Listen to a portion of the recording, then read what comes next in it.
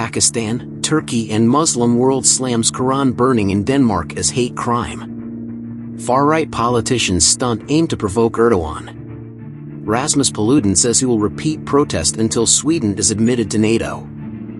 Who stands to gain from Paludan's Quran-burning spree? Less than a week after burning a copy of Quran in Stockholm, far-right politician Rasmus Paludan has done it again in Copenhagen. On January 27th, Paludan staged his latest Quran-burning protest outside a mosque in Copenhagen, in front of Turkish Embassy. Paludan's proactive act has further enraged Ankara and the wider Muslim world in general. Paludan, who holds both Danish and Swedish citizenship, has vowed to burn a Quran every week until Sweden is admitted to NATO. In his live broadcast, he said he would repeat the demonstration outside the Turkish and Russian embassies. Like in Stockholm, the far-right politician was surrounded and protected by the police during the stunt. Ankara summoned the Danish ambassador to the Turkish Foreign Ministry ahead of the planned protest. Turkish officials strongly condemned the permission given to this proactive act, which clearly constitutes a hate crime. Ankara reportedly told the envoy that Denmark's attitude is unacceptable and that Turkey expected the permission to be revoked. The Danish foreign minister reportedly said that the incident would not change Denmark's good relationship with Turkey. Laki Rasmussen added that Copenhagen intended to talk to Ankara about Denmark's laws upholding freedoms.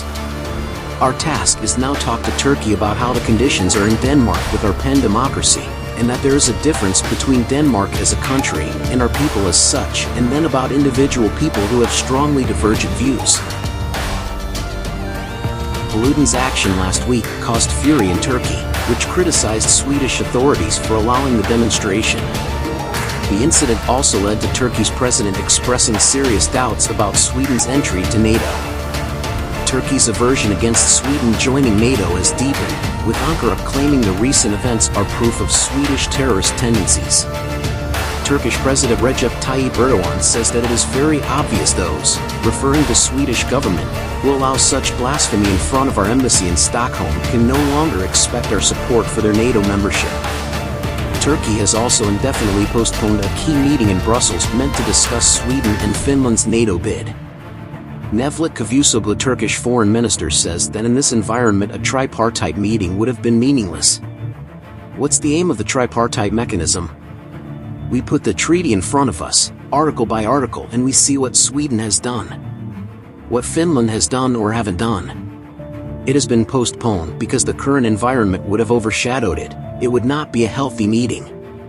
Rasmus Paludan has blamed his blasphemous act on Turkish president who does not want to let Sweden into NATO. Rasmus Paludan said that this is Turkish President Recep Tayyip Erdogan's fault. Now that he does not want to let Sweden into NATO, I have to teach him about freedom of speech until he does. Paludan reportedly said that he carried out blasphemy because some Swedes would like me to burn a Quran in front of Turkish embassy. Paludan, a dual Danish-Swedish national, has a reputation for carrying out politically and religiously provocative acts.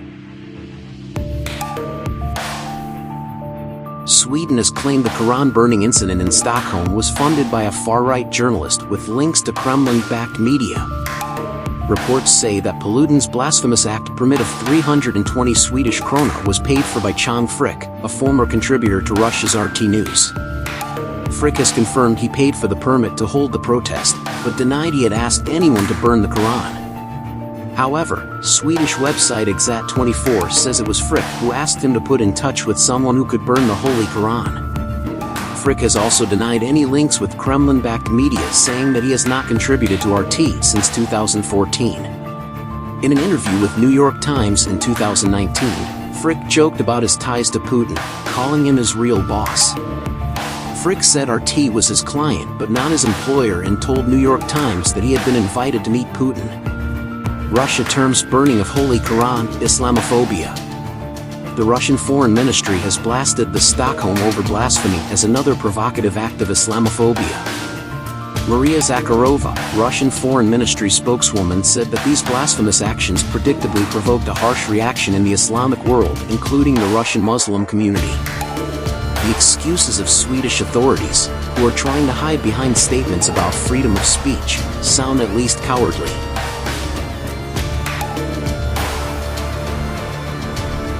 Zakharova said that the Western world applauds this and said that this is not just normal, but good. She also noted that Swedish authorities did not move to investigate the incident.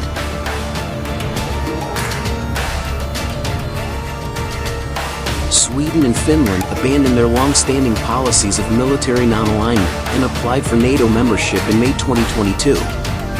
Their application for the US-led security bloc came in the wake of Russia's February 24th invasion of Ukraine.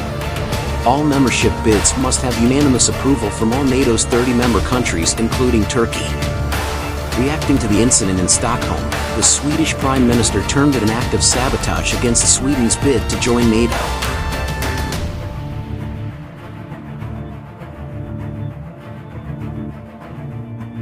Ulf Kristersson, Swedish Prime Minister, says that there are forces both in Sweden and outside Sweden who want to prevent Sweden from becoming a NATO member.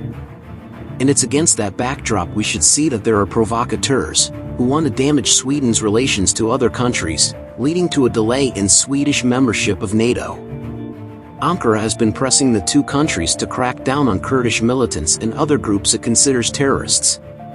Turkey has accused the two countries for supporting terrorist group Fethullah terrorist organization, FETÖ, the group behind a 2016 coup attempt last June. Turkey and the two Nordic countries signed a pact at a NATO summit to address Ankara's legitimate security concerns. While Turkey and the Nordic nations seem to be moving towards a compromise, the latest event have derailed any speedy solution.